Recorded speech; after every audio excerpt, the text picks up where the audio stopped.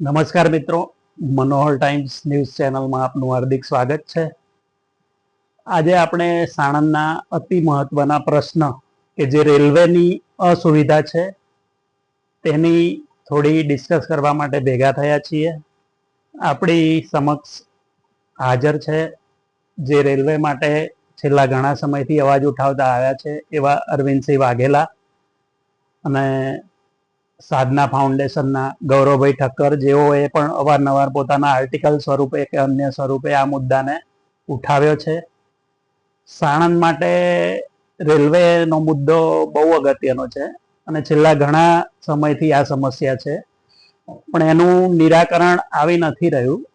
ઉદ્યોગ નગરી Sanand, satellite city Sanand, 800 કરોડનું બજેટ, 200 કરોડનું બજેટ, 500 કરોડનું બજેટ, પણ આ બધી જાકમજોડ વચ્ચે જે પાયાની સુવિધા છે, જે રોજે રોજની જરૂરિયાત છે લોકોને રેલવેની મુસાફરીની, એ વાત તંત્રને વિસરાઈ ગઈ છે અથવા જાણી જોઈને દુર્લક્ષ સેવાઈ રહ્યું છે અને લોકોની રજૂઆતને પણ ગંભીરતાથી લેવામાં નથી આવી રહી એવું પ્રજાને અને સૌને લાગી રહ્યું છે.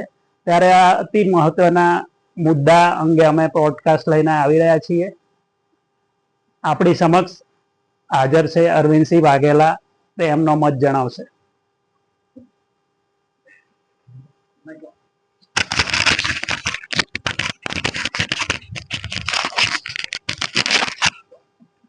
હું લગભગ 4 વર્ષથી આ રજૂઆત કરું છું. હજુ સુધી પ્રશાસન કોઈ જાતનો મને જવાબ આપ્યો નથી અને જ્યારે હું લિખિતમાં રજૂઆતો કરું છું તો કોઈ જવાબ આજ સુધી આવ્યો નથી. લગભગ રોજની 25 થી 30 ગાડીઓ સાણંદથી પ્રસાર થાય છે, એમાંથી એક પણ ગાડીનો સ્ટોપેજ આપવામાં આવ્યો નથી. વંદે ભારતનો એકનો આપવામાં આવે છે, પણ વંદે ભારત જે ગાડી રહી તે મધ્યમ વર્ગને પોસાય તેવી નથી. સૌરાષ્ટ્ર જનતાને સ્ટોપેજ આપવામાં આવે છે, પણ એ કેવું કે બોમ્બે જવા માટે, જેને વેરાવળ જવું હોય તો એના માટે સ્ટોપેજ નથી. પછી પોરબંદર વાળી એક ગાડી છે, એ રાત્રે નીકળે છે અહીંથી 9 વાગે અને સવારમાં વહેલી આવે છે, પણ બીજી કોઈ ગાડીનું સ્ટોપેજ નથી. ભુજ જવું હોય, ભાવનગર જવું હોય, રાજકોટ જવું હોય તો દિવસે કે રાત્રે નથી ટ્રેનની સુવિધા કે નથી સાણંદમાંથી બસની કોઈ સુવિધા. ભાવનગર, રાજકોટ કે અન્ય સ્થળ ઉપર જવું હોય તો બસની સુવિધા પણ નથી. આની રજૂઆત વારંવાર કરવામાં આવી હોવા છતાં નથી અમને એ સાંભળવામાં આવતા. પછી સાણંદની અંદર Somnath bus stand, police station અને હજારી માતાએ એક્સપ્રેસ બસો માટે મેં સ્ટોપેજ માંગેલું છે, એ આજ સુધીમાં સાંભળવામાં નથી આવ્યું. અત્યારે હાલમાં કડીથી રાજકોટ, ભાવનગર જવા માટેની ઘણી બસો છે, એ વાયા સચાણાથી જાય છે. તો અમારી માંગણી એવી છે કે વાયા સચાણા વાળી વાયા સાણંદ બસ ચાલુ કરે. રાત્રે દ્વારકા, સોમનાથ જવા માટે જે વોલ્વો બસો નીકળે છે એ વાયા સાણંદ થઈને ચાલુ કરે. જાય છે લીમડી, બગોદરા થઈ, તો એ સાણંદથી ચાલુ કરીને બાવરા જોઈન્ટ કરવી તો કરી શકે છે. એટલે આ વાત ઉપર સરકારને જરા ધ્યાન આપવા વિનંતી છે.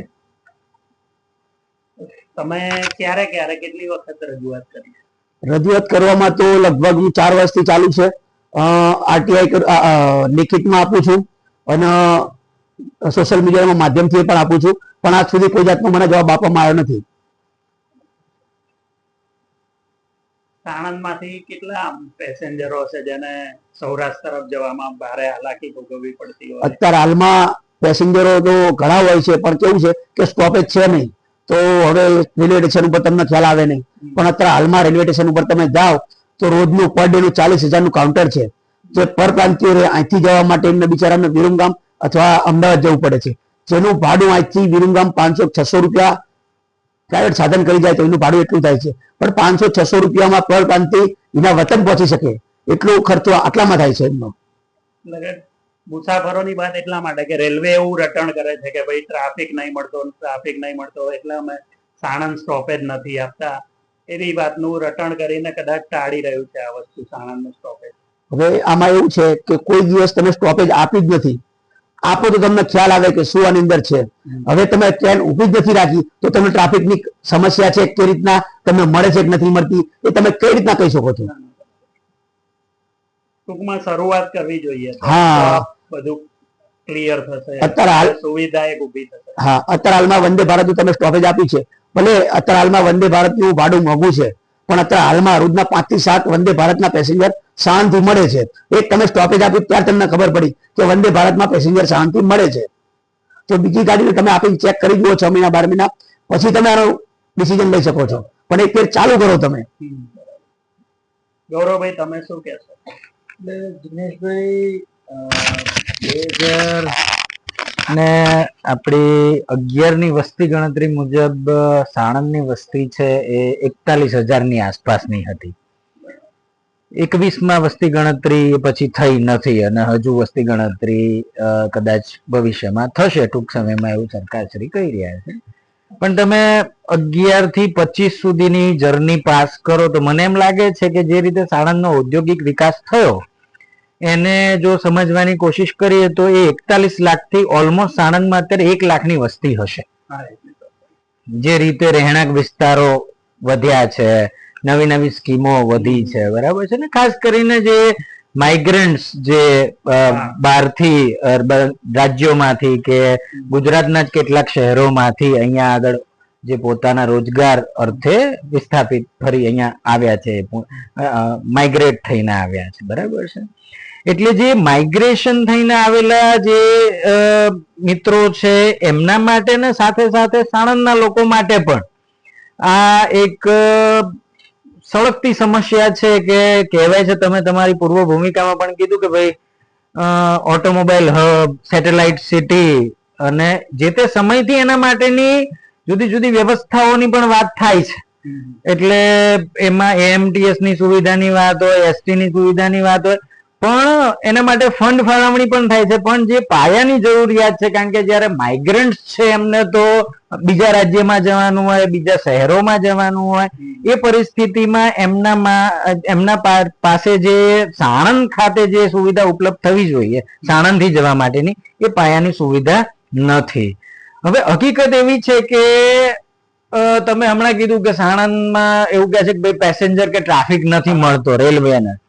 એટલે રેલવે માટે સાણંદ માટે પહેલા એવું કહેવાતું આજથી 15 વર્ષ પહેલા કે ભાઈ સાણંદ અને રેલવે સ્ટેશન દૂર, સિટી અને રેલવે સ્ટેશન નું ડિસ્ટન્સ 3-4 કિલોમીટરનું છે, એવું વર્ષોથી આપણને સાંભળવા મળે છે, સમજવા મળે છે. પણ હવે જે રીતે સાણંદનો વિકાસ થઈ રહ્યો છે ને આપણે જોયો છે એ પ્રમાણે મારા ખ્યાલથી આગામી 2-3 વર્ષમાં તો સાણંદમાં એવું લાગશે મને કે ભાઈ રેલવે સ્ટેશન સાણંદની વચ્ચે આવી જશે. કારણ કે અત્યારે પણ તમે જુઓ તો રેલવે સ્ટેશન અડીને રહેણાંક વિસ્તારની સોસાયટીઓ થઈ ગઈ છે. એટલે એ કારણ આપવામાં આવતું હતું કે ભાઈ સાણંદ સિટી દૂર છે અને રહેણાંક વિસ્તાર ને રેલવે સ્ટેશનનું ડિસ્ટન્સ હોવાના કારણે ઘણી બધા સ્ટોપેજ નથી. બીજો એક મુદ્દો અગત્યનો અહીંયા બને છે કે કોરોના પહેલા ઘણી ટ્રેનોના સ્ટોપેજ હતા, પણ કોરોના દરમિયાન જે એ સ્ટોપેજો કેન્સલ કરવામાં આવે, કારણ કે કોરોના દરમિયાન આપણને બધાને ખ્યાલ છે કે ભાઈ મુવમેન્ટ કે ટ્રાફિક એ સરકારશ્રીએ જ એને જે સંક્રમણ વધે ને એના કારણે સ્ટોપ કરેલું હતું કે ભાઈ કોઈ વ્યક્તિ એક જગ્યાએથી બીજી જગ્યાએ ન જાય. અને એના કારણે ઘણી બધી જગ્યાએ આપણને સરકારશ્રીની જે જાહેર પરિવહનની યોજનાઓ છે, એ વ્યવસ્થા છે, એમાં ત્યાં એ વખતે કેન્સલ કરેલા સ્ટોપેજ હતા. પણ એ પછી જ્યારે જે રેગ્યુલર રાબેતા મુજબ જીવન ધોરણ શરૂ થયું એ પછી જે જૂની ટ્રેનોના સ્ટોપેજ હતા એ પાછા અહીં સ્ટોપેજ શરૂ નથી કર્યા.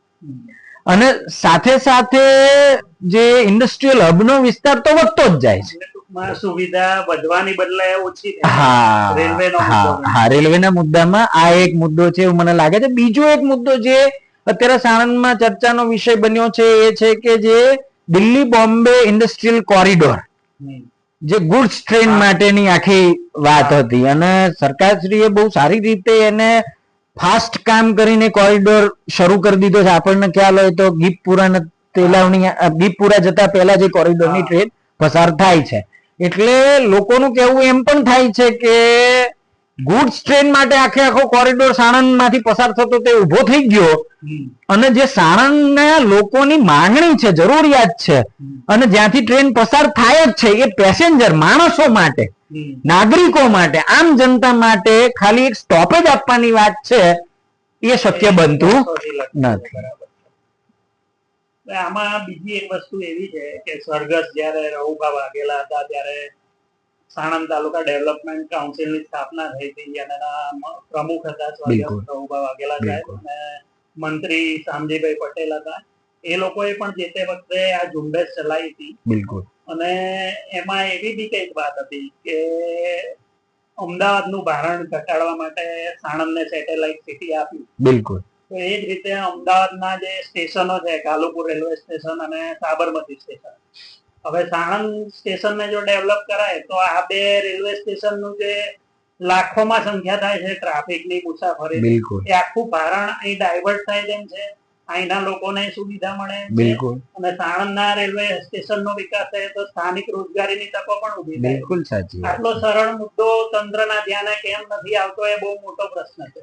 જો આમાં સ્થાનિક રાજકારણીઓ રસ લઈને ઉપર સુધી વાત પહોંચાડે તો કદાચ આમાં કંઈક સત્ય બને એવું લાગી રહ્યું. બિલકુલ સાચી વાત છે. એટલે તમે કીધું કે જે કાલુપુર રેલવે સ્ટેશન કે સાબરમતી રેલવે સ્ટેશનનું ભારણ છે, એટલે તમે ક્રોનોલોજી જો આને સમજવાની કોશિશ કરો ને તો એવું જ છે. તમે કીધું એકદમ સાચી વાત છે. જે વખતે સાણંદ ડેવલપમેન્ટ કાઉન્સિલે જે મુદ્દો કીધો તો એ પણ એકદમ યોગ્ય જ છે કે 2008માં નેનો આવી. નેનો થી ઔદ્યોગિક ક્રાંતિ સાણંદમાં થશે એવું અનુમાન લગાડીને જે તે સમયની કેન્દ્ર સરકારે 2009માં સાણંદને સેટેલાઇટ સિટીનો દરજ્જો આપ્યો. એટલે કે ભાઈ સેટેલાઇટ સિટી એટલે મેગા સિટીની સાથે સાણંદનું જોડાણ કરી આપવું અમદાવાદ સાથે. એટલે જે અમદાવાદ અને સાણંદની કનેક્ટિવિટી છે એ સરળ બનાવી દેવી. બરાબર છે.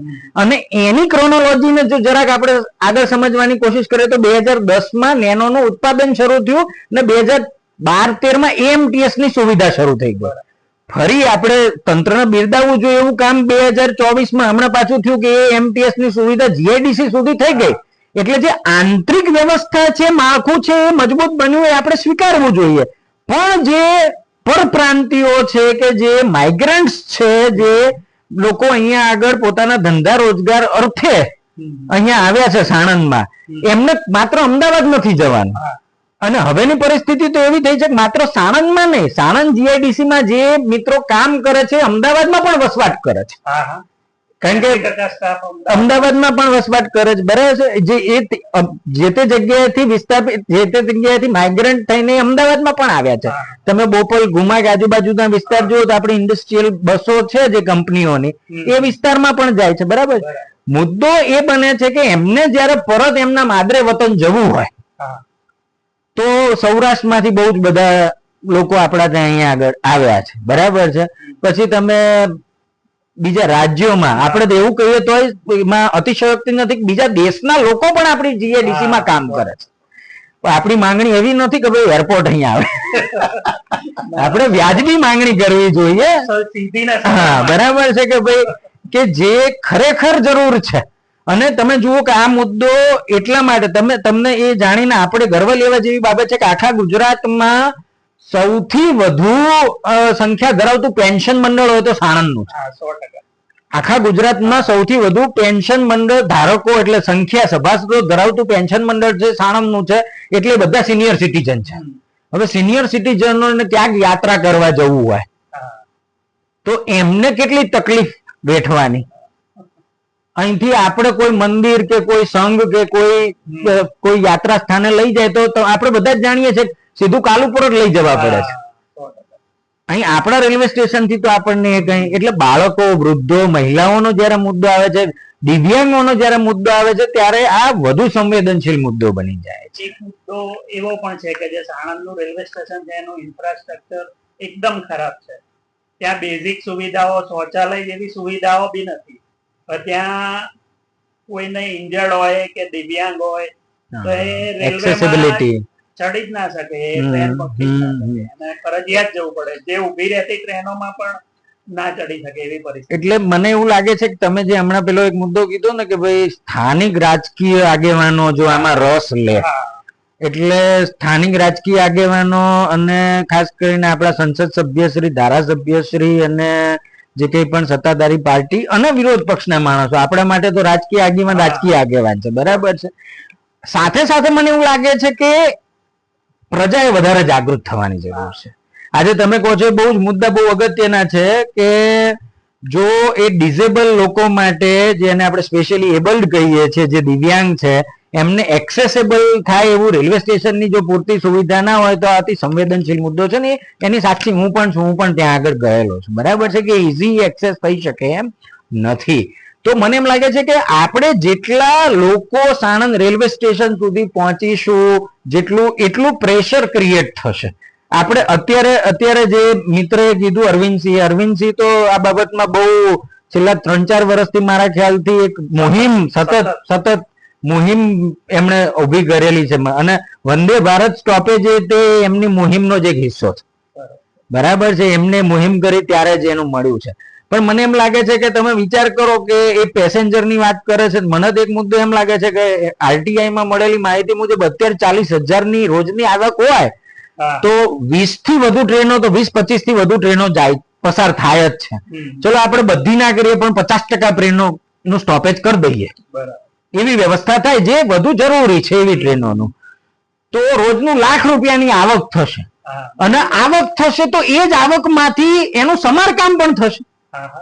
કારણ કે જ્યાં લોકો પહોંચશે ત્યારે એની ડિમાન્ડ જનરેટ થશે કે આ સુવિધા જોઈશે, શૌચાલય જોઈશે, પાણી જોઈશે, બરાબર છે. તો આપણે તમે ત્યાં સ્ટોપેજ જ નહીં કરો, ત્યાં માણસ જ નહીં આવે તો પછી સુવિધાઓનો તો કોઈ સવાલ જ ઉભો નથી થતો.